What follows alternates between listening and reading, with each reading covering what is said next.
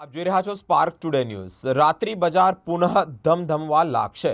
પાલિકાએ પરવાનગી આપી છે। ફાયર સેફટી અને અન્ય શરતોના ઉલ્લંઘન બદલ પાલિકાએ સીલ કર્યું હતું, ત્યારે વેપારીઓ દ્વારા નવા સાધનો નાખી બાંયધરી અપાતા જ પુનઃ પરવાનગી અપાઈ છે।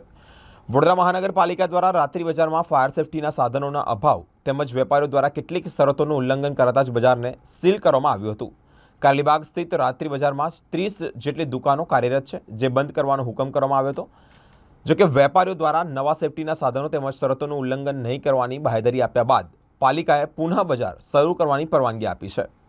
હરણી દુર્ઘટના બાદ પાલિકા દ્વારા વિવિધ રાઇડ્સ બંધ કરવામાં આવી હતી, તો ભીડભાડવાળી જગ્યાએ સલામતીના સાધનો છે કે કેમ તેની તપાસ પણ કરવામાં આવી હતી। તે દરમિયાન રાત્રિ બજારમાં વેપારીઓ દ્વારા ફાયર સેફટીના સાધનો પૂરતા ન હોય તેને લઈને જ આ શરતોને બજાર ચાલુ કરવાની બાબતે જ આ શરતો મૂકવામાં આવી હતી। ત્યારે ઉલ્લંઘન થતું હોય તે પહેલાં નોટિસ પણ આપવામાં આવી હતી। ત્યારબાદ બજારને સીલ મારી દેવાયું હતું। ત્યારબાદ વેપારીઓએ નવા સેફટીના સાધનો વસાવી લીધા અને શરતનું ઉલ્લંઘન નહીં થાય તેવી બાંહેધરી આપી હતી।